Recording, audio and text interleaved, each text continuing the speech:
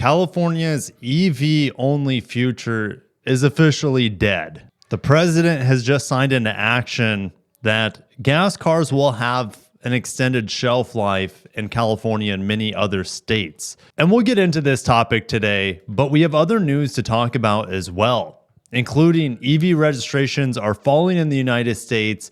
General Motors talks about EV demand. Despite all that, EV sales are rising throughout the world, just not here in the United States. Welcome back to the channel. My name's Kirk. If you're new here, I cover car news every single day.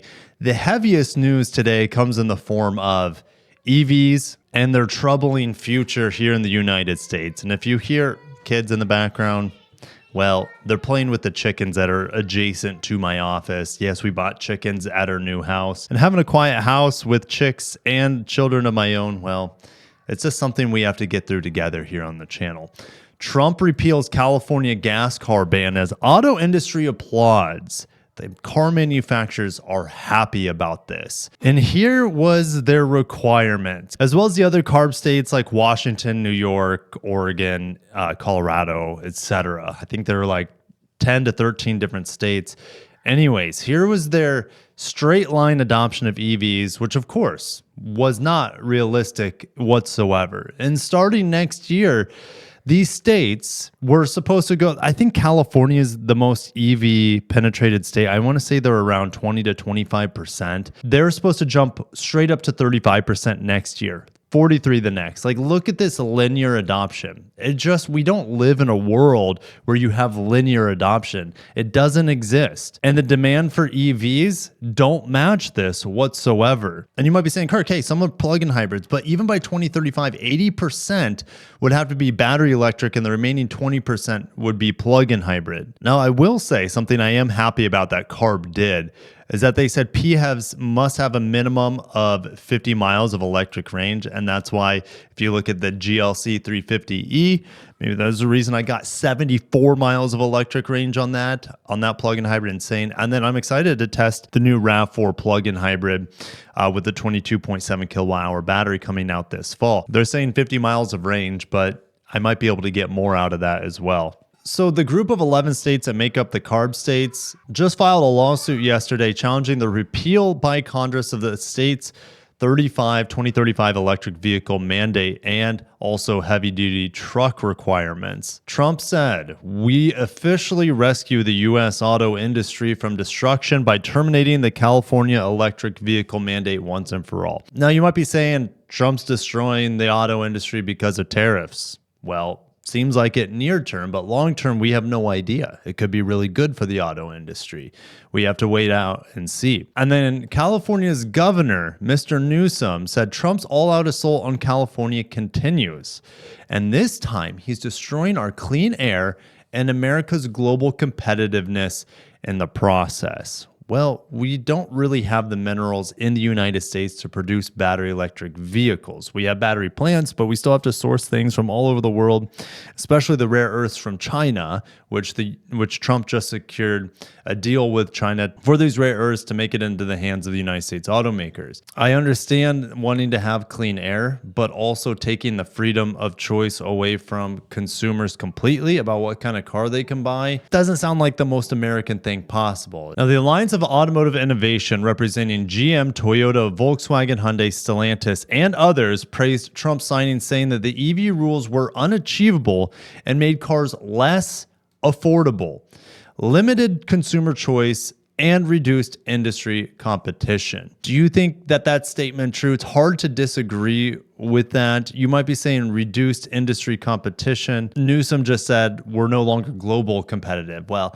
who is competitive with China right now with their like rock bottom prices, their full electric supply chain built up there, and with the full backing of the Chinese government? No one can really compete with Chinese autos. And that's why we have sky-high tariffs on Chinese automobiles, so they cannot enter our market. I think the consumer in some ways wants low-priced vehicles no matter where they come from, and I understand that as well. Also, this one was surprising. Automakers are saying that this repeal significantly reduces the value of Tesla's EV emission credits. I mean, Tesla wouldn't be around today without their green credits that they got from all the other manufacturers that weren't producing enough EVs, according to the government and the governments of other states as well. So Tesla was getting rich on making electric vehicles that weren't profitable, essentially getting paid to make them because the government said the other manufacturers had to have a certain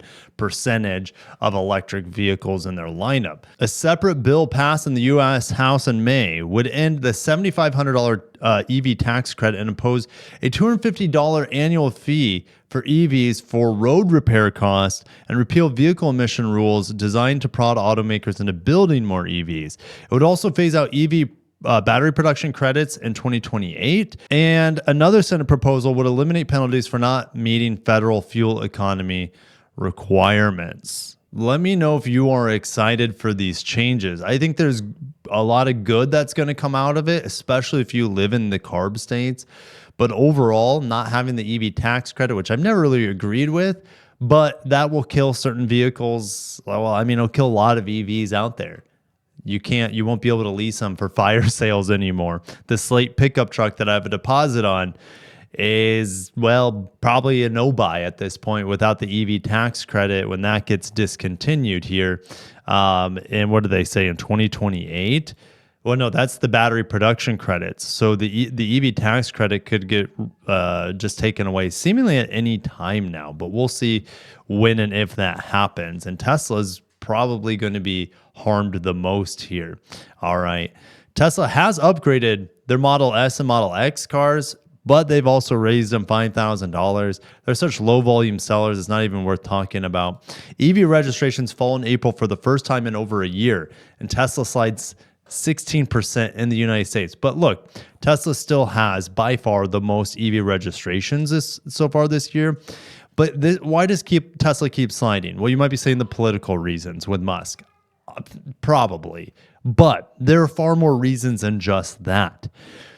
Look at Chevy. Chevy's grown 215%. BMW is up 8.7%. Ford is down because their EVs aren't profitable. They're losing like $5 or $6 billion a year on EVs, Ford. So they're just like, screw it. We're just going to not produce as many electric vehicles. Hyundai, same thing.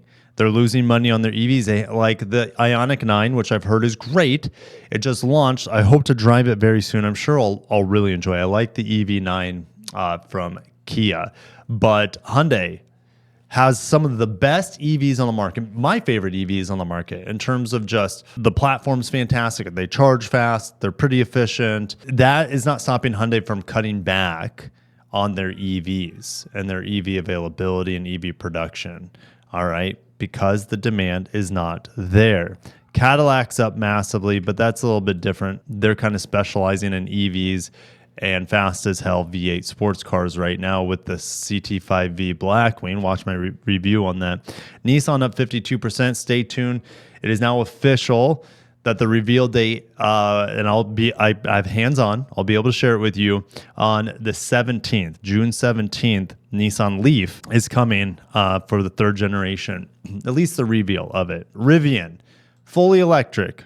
I feel like Rivian's maybe just banking on their delivery vans for Amazon right now. I see them everywhere, the electric Rivian vans. They're cute. I mean, that makes the most sense to me, to have an electric delivery van. Like no maintenance, plug it in overnight, and you're good to go. And you might be saying, why not for everyone's cars? Well, depends on everyone's needs. A lot of people want to go on road trips or not have to worry about, or maybe they don't have access to charging. But something like an Amazon delivery truck, it's a no-brainer for them to go electric.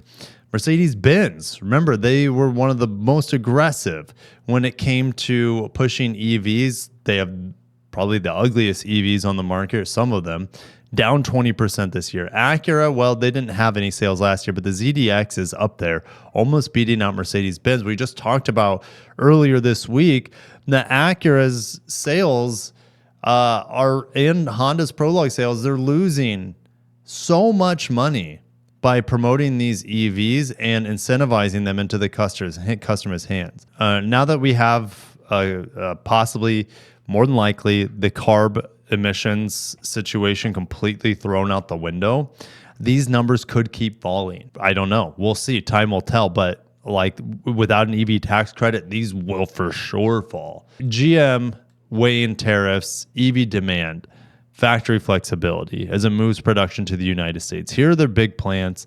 What an amazing interactive map here over at Auto News.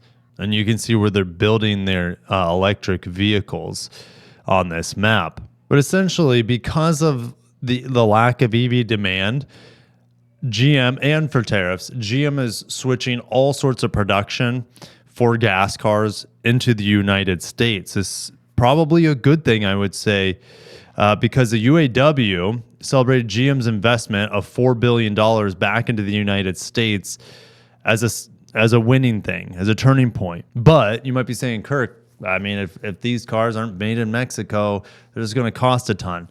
Here's the thing. The cars made in Mexico don't cost any less oftentimes than the cars made in Canada or the United States. They're not passing on the savings from the cost reduction and production in Mexico versus the United States. Look at the Tacoma, for example. Tacoma's built in Mexico for Toyota, and that thing costs so much money compared to previous generations. It's a really hard sell. And it's typically more expensive than the better Nissan Frontier, which is built in the United States with a big V6.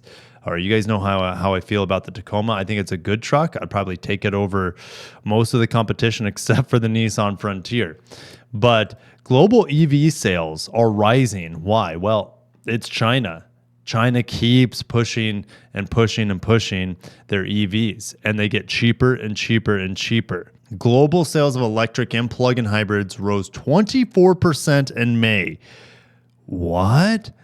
We just saw in the United States, it was down 16% in April. All right, so we're seeing a drop in the United States while the rest of the world is seeing an increase. Well, I shouldn't say the rest of the world. I should say probably just Europe and China, mainly China. EVs in China for 1 month of sales passed over 1 million units for a single month for the first time ever. BYD's sending a lot of their surplus to Mexico, Southeast Asia, Uzbekistan. You have fleet incentives in Germany and robust growth in Southern Europe, which helped the European market. And you have the expiration of EV tax credits in Canada. The Chinese EVs are the ones that are growing immensely. All right, the rest of them are either growing just a little bit in comparison or shrinking like Tesla or even Hyundai's. So I will see you in the comments. Is this a good thing that California and these other 11 states or so no longer have an EV mandate with a linear adoption of EVs all the way up into 2035 when you can no longer buy a gas car, or should I say 80% of them would not have an internal combustion engine whatsoever. It's a sticky topic, I think, for a lot of people, but the car manufacturers are happy. They'll just have to make one spec of cars instead of multiple specs of cars. They'll be able to mass produce for the consumer and the consumer demand instead of like a hypothetical linear adoption. Will we be eventually fully battery electric in the United States? And I don't think it could ever happen.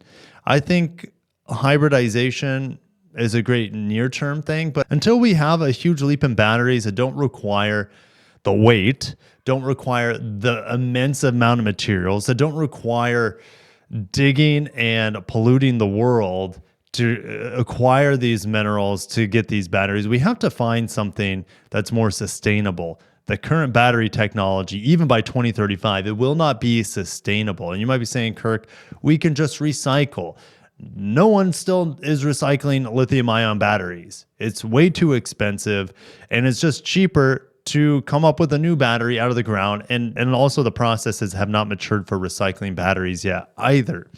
So with that being said, I think we could see a future where there's mostly battery electrics, but not with our current battery technology. Maybe fuel cell will make more sense in the future if we have better energy production and easier ways to produce hydrogen where we need much smaller batteries. I think that's a possibility. All right, but battery electrics make the most sense for a lot of people are able to charge overnight at their home and are able to travel short distances with their cars and not need to leave the area, meaning not long road trips because the infrastructure is not there. And even talked about the infrastructure. The infrastructure is nowhere close to where it needs to be for EV adoption. You might be saying in California, it's pretty close.